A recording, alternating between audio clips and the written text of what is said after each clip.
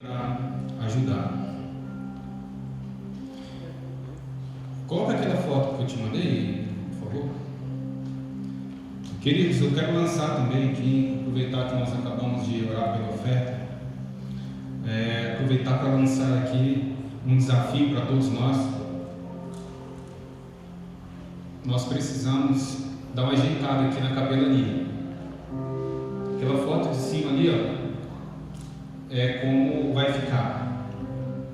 Nós precisamos usar as cores da polícia, então vai ficar parecido com o colégio aqui no fundo, cinza claro com esse azul escuro. Esse aí é o projeto, irmãos. E por dentro, esse fundo aqui vai ter um carpete que é mais ou menos da cor da cadeira e uma cor palha nas paredes e possivelmente também uma madeira embaixo aqui de fora a fora para melhorar a acústica e a estética também. E nós temos por parte da polícia um contrato de serviços, mas nós estamos com dificuldade de materiais, então nós vamos ter que levantar esses materiais para pintura. Todos os materiais de pintura ficaram em 15 mil, então por isso que nós precisamos nos empenhar, lançar aqui esse desafio para nós contribuirmos e podermos ter a nossa capela cada vez mais bonita, e isso ajuda bastante e mostra também a excelência, né, que nós temos que ter com as coisas de Deus. Fica muito mais elegante nós termos um local assim bem arrumado e bonito. Então eu quero contar com todos para esse desafio, para nós conseguirmos concluir toda a pintura externa e interna aqui da nossa capelania. Amém, irmãos? Amém. Vamos pintar também aqueles postinhos ali quanto antes, colocar o nosso nome lá, porque toda semana aparece alguém aqui: esse postinho aí tá legal. Tá legal depois que a gente arrumou, porque ele estava todo queimado, despedaçado, e agora sim ele está legal. Mas a gente precisa ajeitar por fora, porque senão fica com a impressão de que está abandonado, e aí sempre tem alguém interessado em pegar. Então nós temos que tomar providência contra isso o quanto antes, em nome de Jesus. Então faço esse desafio para os irmãos que puderem contribuir com aquelas contribuições rotineiras, e também quem puder fazer uma contribuição além daquilo que nós já temos feito, vai ser tudo investido nisso, em nome de Jesus. Queridos, nós vamos esse mês agora falar sobre atitude, e hoje nós vamos começar a aprofundar nesse assunto, que é algo que nós precisamos entender mesmo. Como vocês sabem, a gente não gosta de ficar aqui pregando temas teóricos demais, ficar trazendo aqui coisas que não têm aplicabilidade. Então nós vamos trazer esse tema da atitude para que nós possamos realmente tomar atitude. Falar isso assim, solto, parece muito simplório, mas nós vamos entender hoje mais profundamente o que é atitude e como nós devemos tomá-la. Eu quero convidá-los a abrir hoje primeiro livro de Samuel, 1 Samuel 13. Depois nós vamos ler o 16 e depois vamos fazer uma reflexão sobre umas partes aí do 17. 1 Samuel 13. Vamos nos colocar de pé em reverência à palavra de Deus.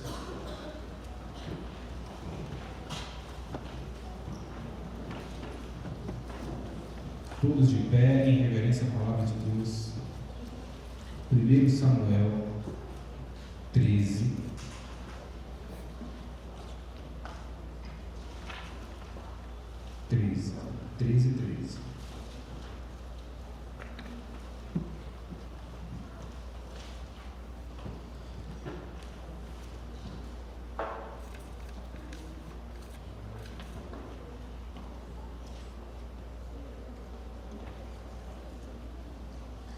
Samuel 13 diz assim: Então Samuel disse a Saul: Você cometeu loucura não guardando o mandamento que o Senhor seu Deus lhe ordenou, pois o Senhor teria confirmado para sempre o seu reinado sobre Israel.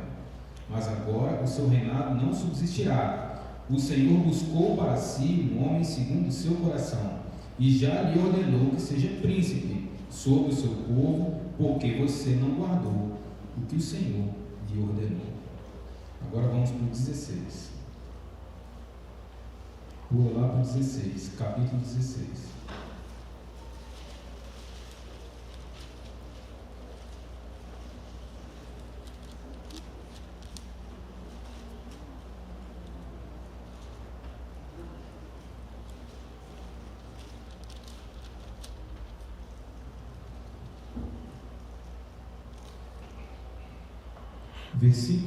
Capítulo 16, versículo 6.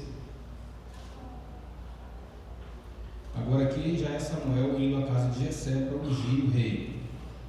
Aconteceu que quando eles chegaram, Samuel viu Eliabe e disse consigo: certamente está diante do Senhor o seu ungido.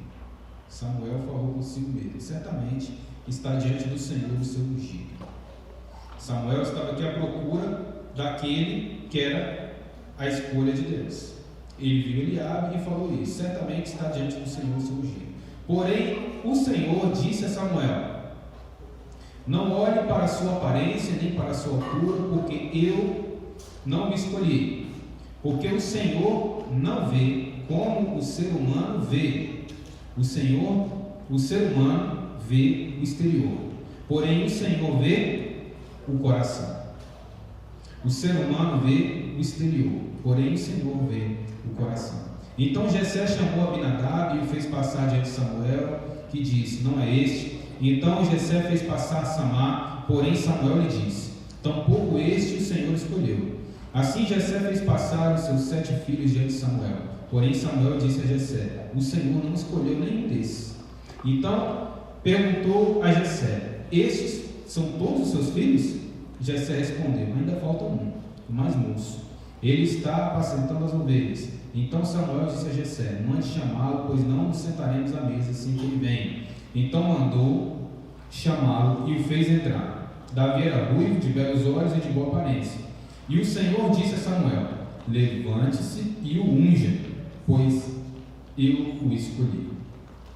Samuel pegou o chifre de azeite e ungiu Davi no meio de seus irmãos, e daquele dia em diante o Espírito do Senhor se apossou de Davi. Então Samuel se levantou e foi para Ramá.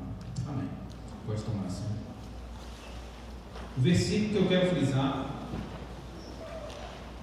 é esse: o Senhor não vê como o ser humano vê. O Senhor vê, o ser humano vê o exterior, porém o Senhor vê o coração. O que é o exterior? Tudo aquilo que está visível. O que está visível? O comportamento, as ações. Quando você olha esse iceberg que está ali, ele é grande ou pequeno? O que você acha?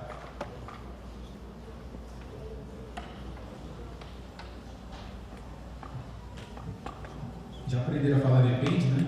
As perguntas geralmente que eu faço, a resposta é depende. Realmente depende. Parece grande ali, perto do barquinho, né? Mas passe aí, por favor. Olha aí, ó. O que está de fora é pequeno perto do que está de dentro. O que o homem vê é a ponta do iceberg. Tem muita coisa que o homem não vê. Para baixo, para dentro da água, tem muita coisa que o homem não vê. E nós somos assim. O nosso exterior é a ponta do iceberg. Aquilo que a gente faz, nossas ações que aparecem, são a ponta do iceberg. E muitas vezes nós queremos nos basear por elas. Mas com certeza aquilo que você vê é muito pequeno perto de tudo que existe dentro de uma pessoa, perto de tudo que existe dentro de você. Então quando Deus fala aqui, o Senhor não julga como homem. O Senhor não atenta para o externo. O Senhor olha o coração. Coração, na concepção antiga, na concepção bíblica, não é o coração que pulsa e joga o sangue para o corpo. A concepção de coração aqui é a sede da alma, onde estão pensamentos, sentimentos. Então, quando 1 Samuel diz que o Senhor olha o coração, está dizendo: o Senhor olha o profundo da sua alma. E o que é que tem lá? E o que é que tem lá? Eu quero trazer para vocês alguns pontos importantes para você compreender o que está por trás de todas as suas ações. Quando Deus rejeita Saul, Deus não só rejeitou porque ele teve uma ação, um comportamento inadequado. Saul tinha princípios inadequados. E quando Deus diz: eu vou escolher um homem segundo o meu coração, não está dizendo que Davi é essas 1000 maravilhas. Tem gente que entende isso como que o coração de Davi fosse um coração igual de Deus. Não. Homem segundo o meu coração, Deus está dizendo: eu vou escolher um que me agrada. Mas não quer dizer que essa pessoa seja perfeita, porque não existe. E Davi fez coisas terríveis que talvez nenhum de nós aqui faria. Mas Deus se agradou de atitudes de Davi. Então, com Davi a gente pode aprender também como ter atitudes agradáveis a Deus. Pode passar. Olha aí. Do lado de cima, do lado visível, na ponta do iceberg, o que nós temos? Aquelas coisas que a gente consegue ver. Olha lá em cima. O vizinho não presta. Lá em cima à esquerda, ações. Do lado de cá, comportamentos. O que é que você vê? Você vê as ações das pessoas, você vê os comportamentos das pessoas. Isso é o que você vê. Só que é possível que alguém faça uma coisa boa pelos motivos errados. É possível que alguém cante para aparecer. É possível que alguém pregue para benefício próprio. É possível que alguém faça uma boa ação pensando em benefício que vai receber em troca. Ou seja, mesmo boas ações podem ser pecaminosas aos olhos do Senhor. Mesmo coisas tidas como boas podem ser pecaminosas diante do Senhor.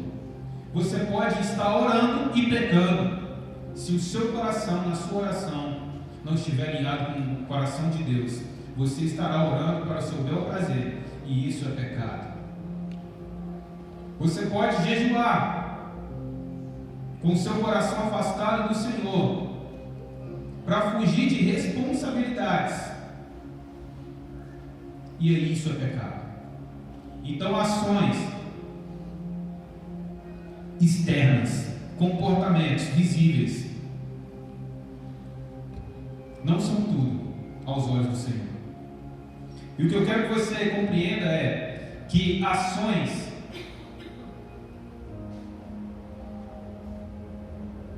pode voltar. Ações e comportamentos são externos.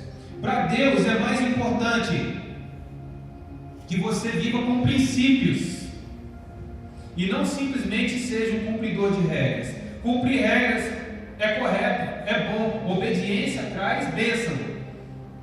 Mas quando você é simplesmente obediente a regras, você precisa ser fiscalizado, você precisa ser monitorado.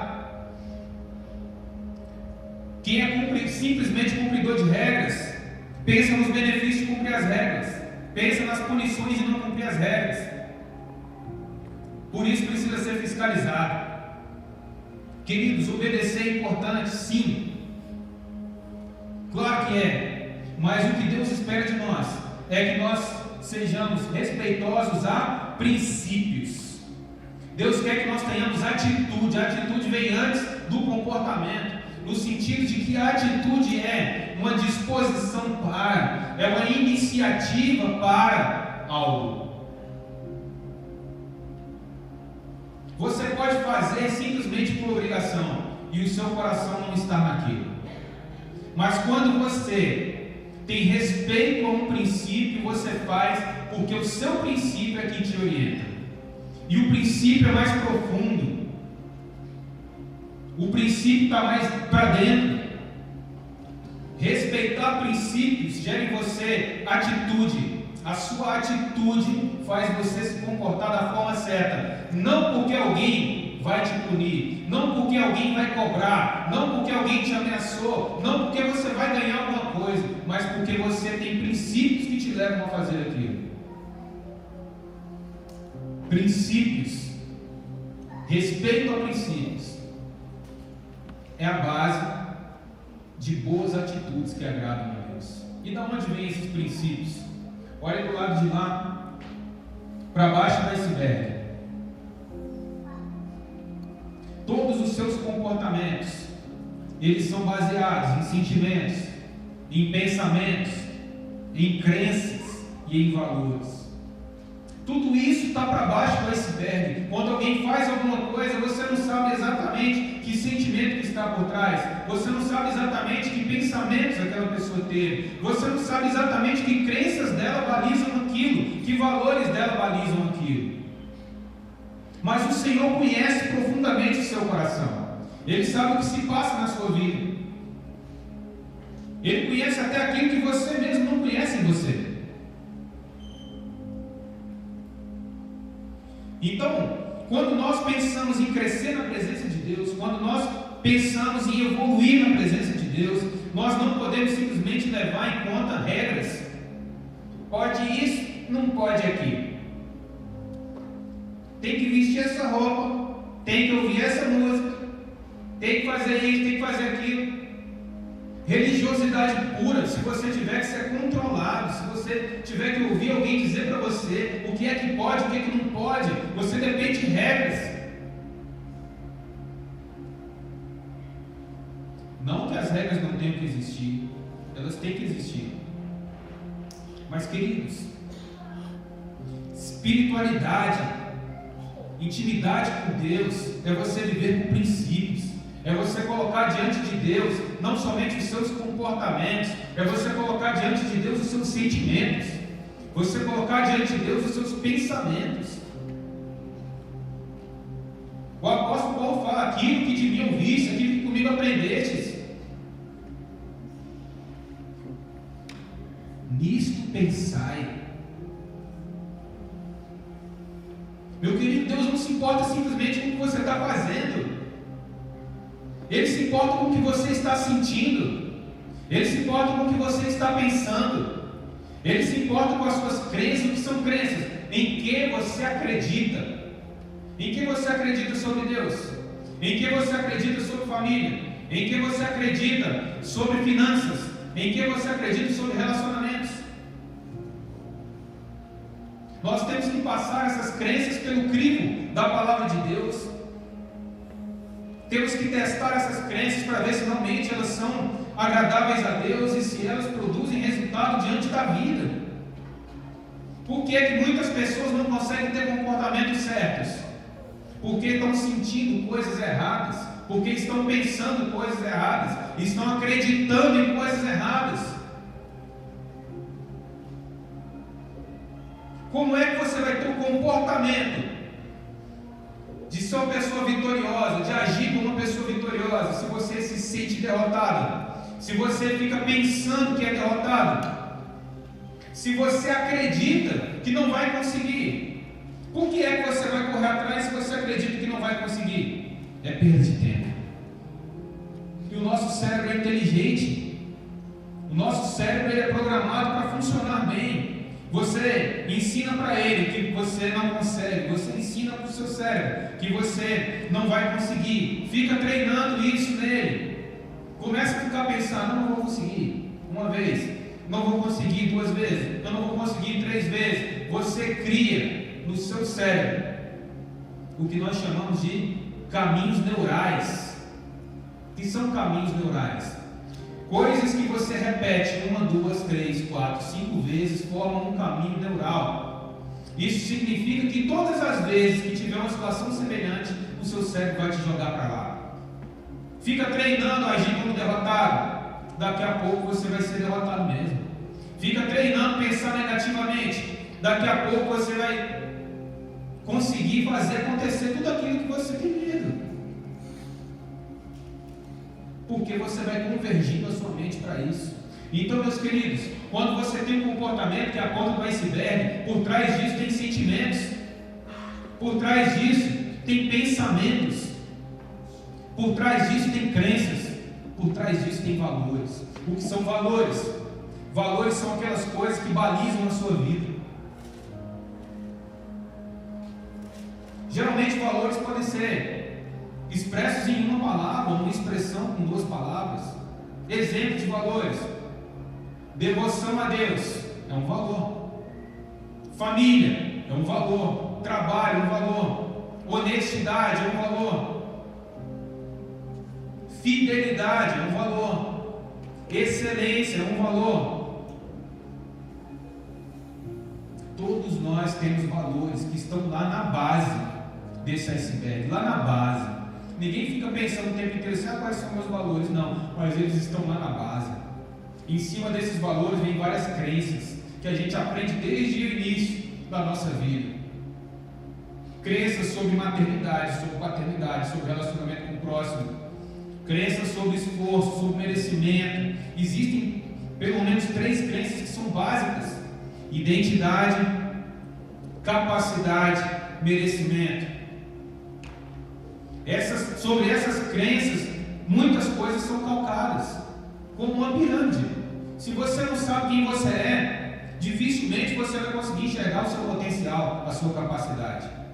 Se você não enxerga a sua capacidade, dificilmente você vai conseguir enxergar o seu merecimento.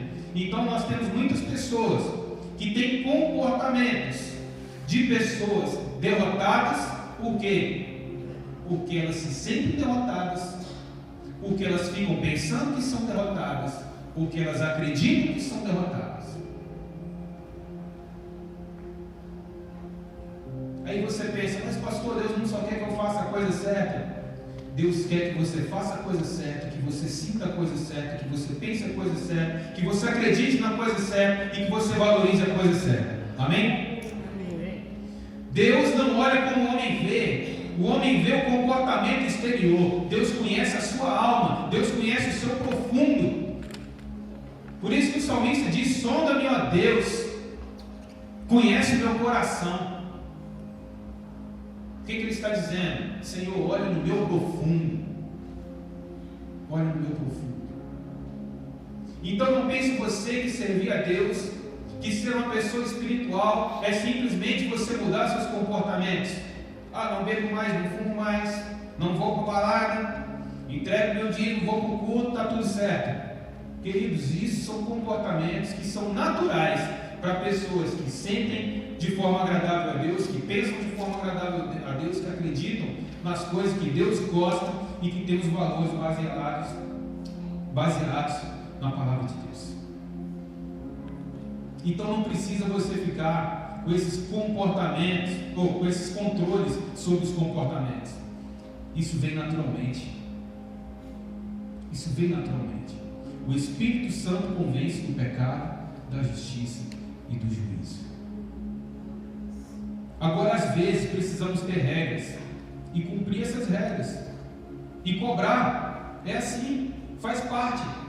Mas isso porque todos nós temos maldade no nosso coração e às vezes nós precisamos de algum tipo de controle, de um tipo de cobrança, de um tipo de incentivo. Mas nós precisamos entender que viver com Deus não é simplesmente a gente viver debaixo de cobrança, de regra, de julgo. É nós sermos livres verdadeiramente, mas livres na presença de Deus.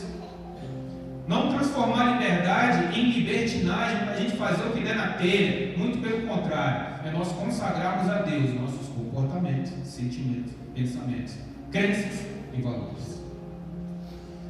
Porque é daí que vem os nossos princípios. O que são pessoas de princípios? São pessoas que têm os seus valores e as suas crenças firmes. E o que são pessoas de princípios cristãos? Pessoas que têm os seus valores e suas crenças firmes de forma agradável a Deus. Tem pessoas de princípios que não são cristãs. Não são. Mas são pessoas firmes, pessoas de hombridade, de caráter. Agora, nós que somos cristãos, nós precisamos basilar todos os nossos valores e as nossas crenças na vontade de Deus, para que possamos compreender qual é a boa, perfeita e agradável vontade de Deus. As pessoas que não servem a Deus vivem de acordo com a própria vontade, que o diabo mascara para que elas pensem que estão fazendo a vontade própria quando estão fazendo a vontade dele. Mas nós que servimos a Deus, nós vamos viver de acordo com a vontade de Deus e pegar a nossa vontade e alinhar a vontade de Deus. Aí sim. Então, queridos, Deus fala assim para Samuel: Samuel, eu não analiso as coisas da forma que você analisou. Eu não analiso simplesmente o exterior, eu analiso a alma. Deus dá valor nisso. Deus dá valor nisso. Faça, por favor. Vamos cultivar então essas atitudes. Vamos ver aqui na prática. Primeiro, reforce os seus valores. Queridos, valores são inegociáveis. Todas as vezes que alguém fere um valor, essa pessoa entra em sofrimento. Quantas e quantas pessoas eu tenho atendido no gabinete que estão ferindo seus valores? Não fira os seus valores, porque quando você fere os seus valores, além de desagradar a Deus, você vai entrar em sofrimento, porque os valores são basilares. Você fere os seus valores. Então reforce os seus valores. Quais são os seus valores? Tarefa para vocês durante a semana: pare um momento, ore a Deus e escreva seus 10 valores mais importantes.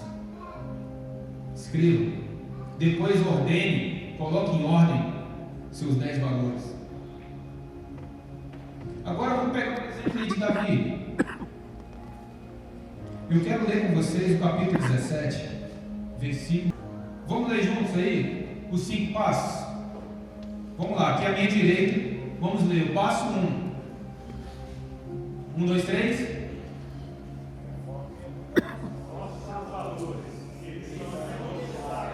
De novo. Reforce seus valores, eles são inegociáveis. Minha esquerda. 2. Elimine suas crenças à luta da vida. 3. Certo? Você vai reforçar seus valores, eles são inegociáveis. Você vai verificar suas crenças. O que é verificar? Testa. Eu acredito que vai dar tudo errado. É mesmo? É isso que a Bíblia diz? Testa. Está dando tudo errado mesmo na sua vida? Ah, está dando tudo errado. Vem cá. Você decidiu vir para cá hoje? Decidi. Você chegou? Cheguei. Deu errado então? Deu certo. Opa! Então minha crença de que tudo dá errado está errada. Ninguém gosta de mim. Será? Testa. Testa. Pergunta para quem está do seu lado. Se estiver na dúvida, e aí, gosta de mim? Aí vai dizer: rapaz, não gosto não. Ok, confirmou a primeira parte. Pergunta de novo para outra pessoa: rapaz, eu gosto. Pronto. Se uma pessoa gosta de você, a sua crença, ninguém gosta de mim, está errada. E se um gosta, significa que outros podem gostar. Então a sua crença está errada. Eu não valho nada. Será? Será que não vale mesmo não? Olha para essa cruz. Jesus foi para ela por sua causa. Será que você não tem valor não? Será que a pessoa que te recebeu ali na porta te deu um cumprimento, um abraço, um sorriso para você? Não viu valor em você, não?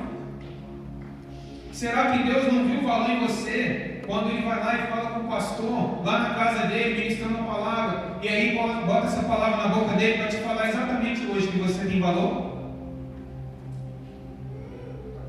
As crenças devem ser testadas. Todos nós temos crenças boas e crenças ruins. Temos que testar essas crenças.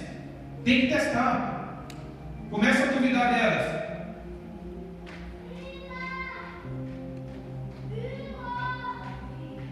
Eu nunca consigo. Será? Depois que eu já tentei conseguir, comece a testar. Comece a testar. Seu cérebro é uma arma.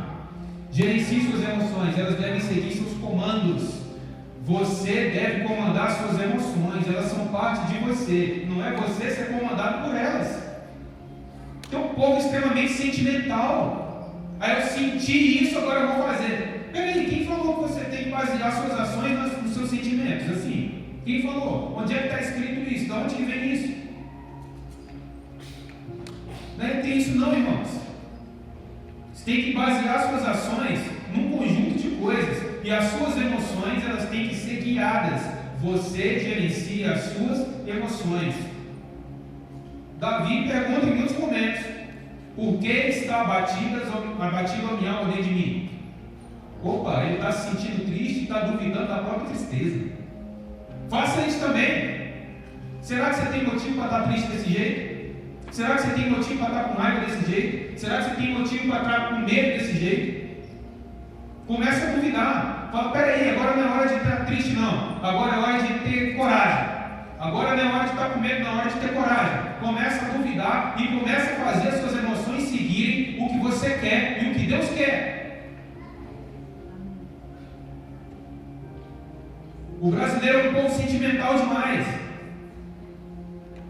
Ah, eu vou fazer porque eu estou triste. Eu não vou fazer porque eu estou triste. Eu vou fazer, não vou fazer porque eu estou com raiva.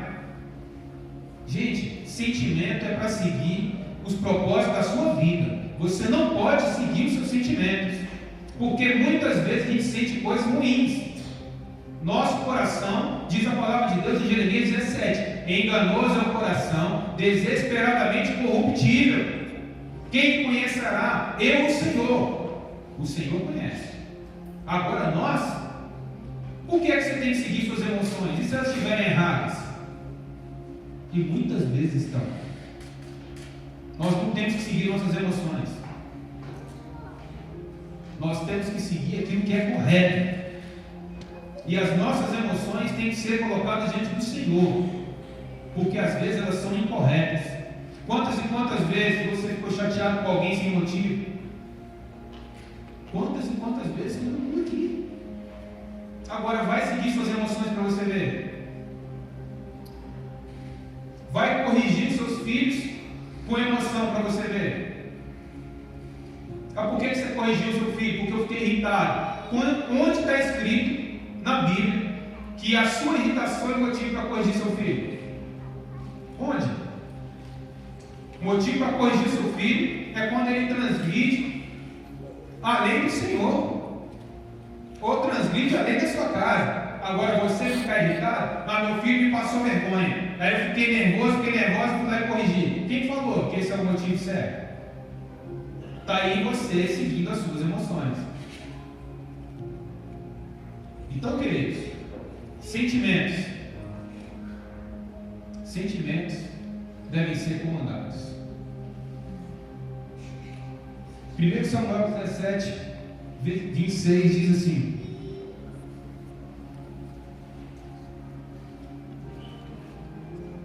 então Davi perguntou aos homens que estavam perto dele. Só contextualizando aqui, Golias estava afrontando o exército de Israel.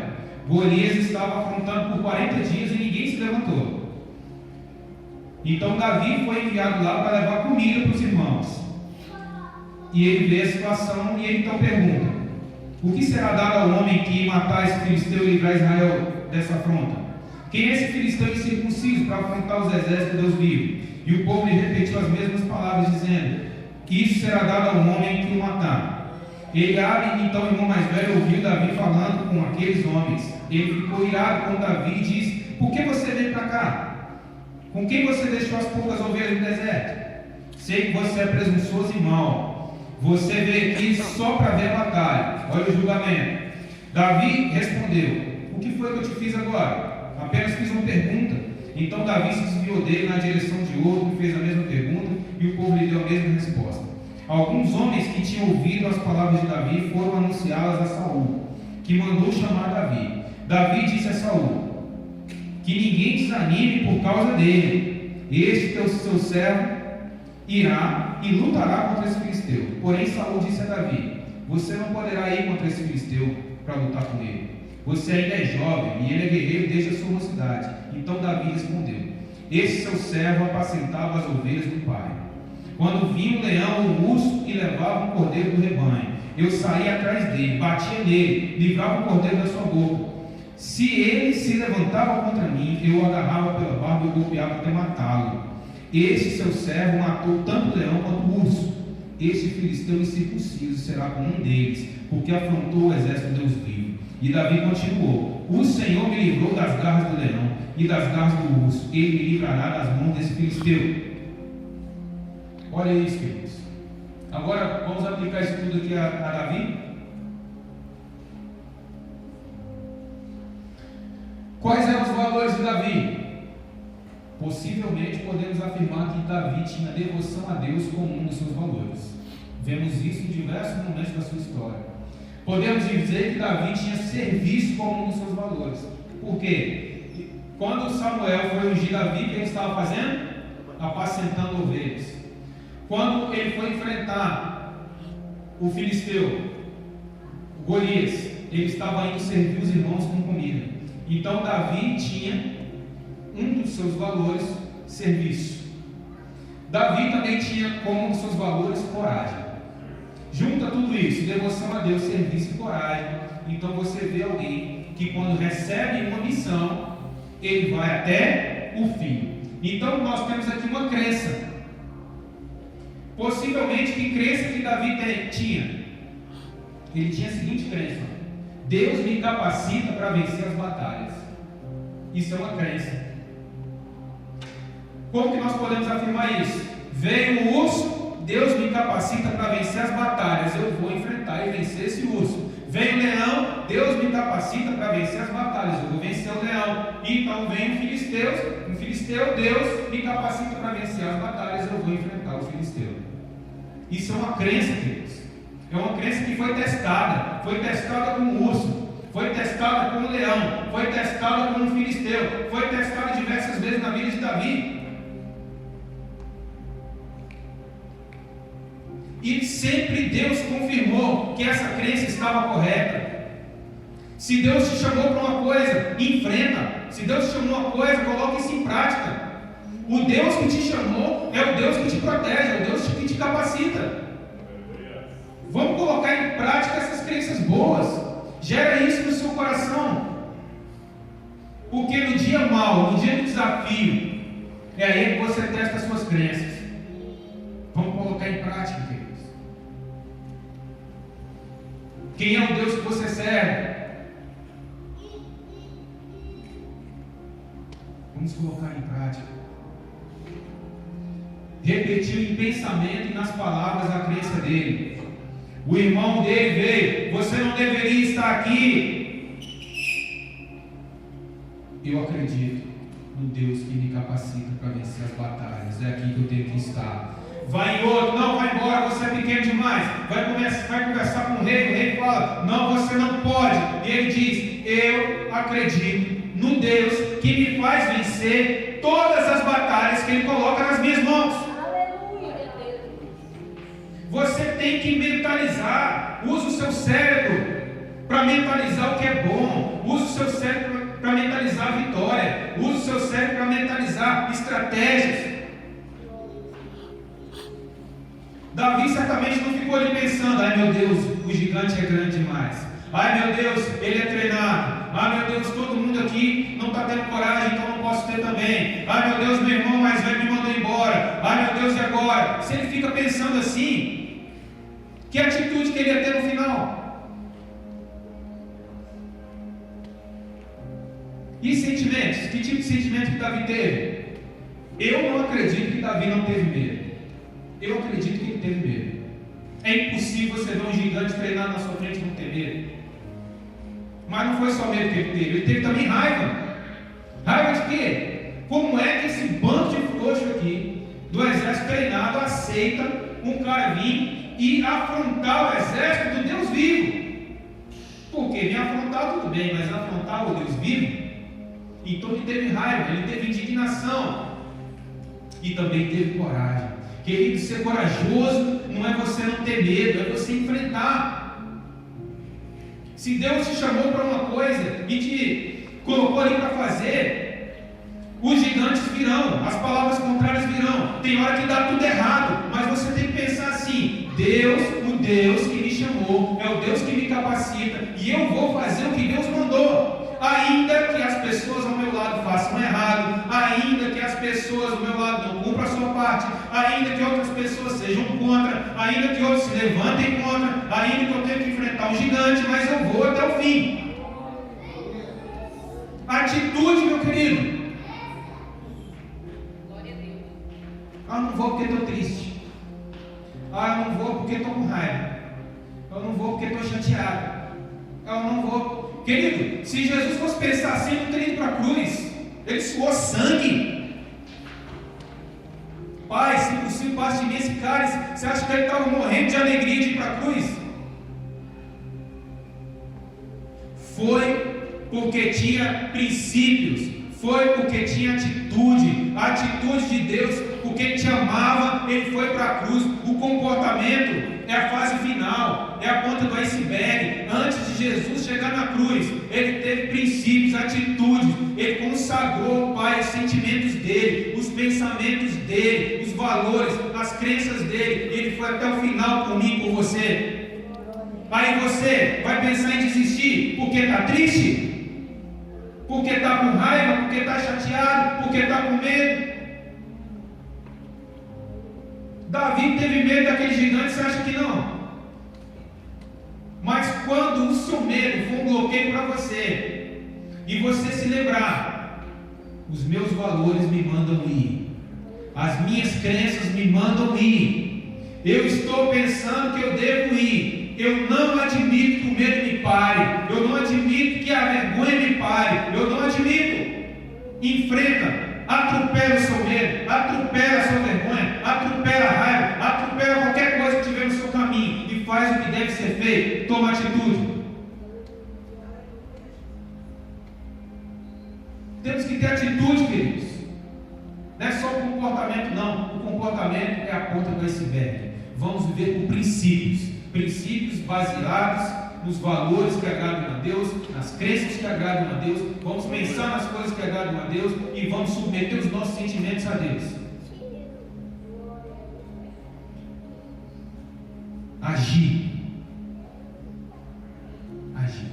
Não deixe os pensamentos bloquearem as suas ações. Não deixe os seus sentimentos bloquearem as suas ações. Coloque os dois para trabalhar a seu favor. Consagre os dois ao Senhor e faça o que o Senhor quer que você faça. Amém?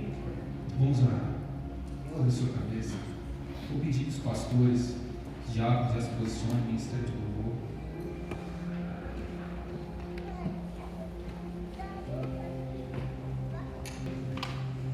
Pega esse cálice e a gente lembra que ele representa o sangue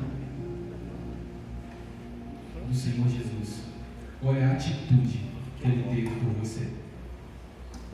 Olha essa atitude. Lembra dessa atitude.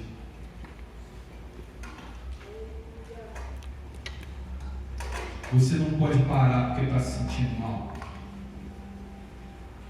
Você não pode andar para trás porque está se sentindo mal.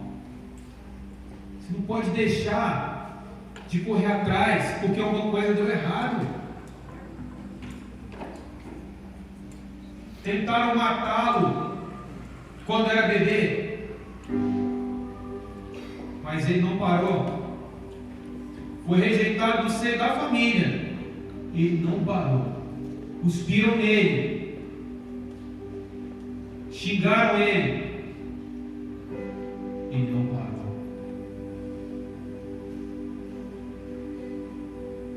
Tentaram mexer com as emoções dele, ele não parou.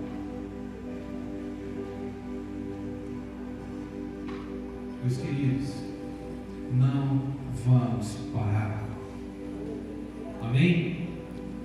Não vamos parar. O Senhor tem coisas grandes para nós. O Senhor tem coisas grandes para você. O Senhor tem coisas grandes para a sua família. O Senhor tem coisas grandes para o seu futuro. O Senhor tem coisas grandes para o seu ministério. Não vamos parar. Não vamos parar. Consagre a Deus seus valores, as suas crenças, os seus pensamentos, os seus sentimentos, e então você vai agir de forma agradável a Deus. Não precisa ninguém ficar te controlando, não precisa ninguém ficar te cobrando. É a sua vida, é a sua vida. Jesus morreu por ela naquela cruz. Lembre-se disso. Nós vamos participar da ceia do Senhor. Eu quero que você reflita nessa oração que nós vamos fazer agora. Será que está faltando atitude em você em alguma área? Será? Será que você está precisando ser controlado por regras, enquanto deveria ser levado por princípios? Será que você está sendo levado por pensamentos ruins, sentimentos ruins, crenças erradas? Será? O Senhor se importa, queridos. O Senhor não se importa só com o que você está fazendo, não. Ele se importa com a sua alma. Sentimentos, pensamentos, crenças e valores. Coloque isso diante de Deus agora e faça sua autoanálise. A palavra de Deus nos diz que nós devemos nos examinar. Examine-se, pois, o homem a si mesmo. Então, coma e beba. É isso que nós vamos fazer. Curva sua cabeça agora em oração. Se coloque diante de Deus. Pai querido, tua palavra foi ministrada e nós hoje somos confrontados por ela, sabendo que o Senhor não se importa somente com os nossos comportamentos externos, fazer isso ou aquilo. Isso tem que ser consequência de princípios fundamentados na tua palavra. Deus, se está faltando atitude em nós em alguma área, Pai, que o Senhor nos perdoe. Disposição, iniciativa para as coisas que agradam ao Senhor, nos perdoe. Ó Pai, se temos sentido e sido guiados pelos nossos sentimentos, nos perdoe. Nos perdoe esses sentimentos errados que têm tomado conta, Deus, de nós. Nos perdoe se temos sido guiados por eles. Nos perdoe se nossos pensamentos ruins têm tomado conta, Deus, nos perdoe. Nos perdoe, ó Pai, se temos tido crenças distorcidas. Nos perdoe, ó Pai. Mas hoje nós queremos jogar tudo isso fora e te pedir que o Senhor nos ajude. Que o Senhor nos ajude a ter atitude para sermos agradáveis ao Senhor, para o Senhor olhar para nós e falar: está ali um filho que me agrada, segundo o meu coração, está ali uma filha que me agrada, segundo o meu coração. Ó Deus, nós não queremos viver de forma medíocre, aquém do que o Senhor tem para nós. O Senhor nos chamou para nos dar vida e vida em abundância. Então, ó Deus, nos ajude a viver essa vida em abundância. Nos ajude, ó Deus, perdoa os nossos pecados e nos fortalece hoje com a ceia do Senhor, em nome de Jesus. Amém. Todos aqueles que vão participar, se coloquem de pé, por favor.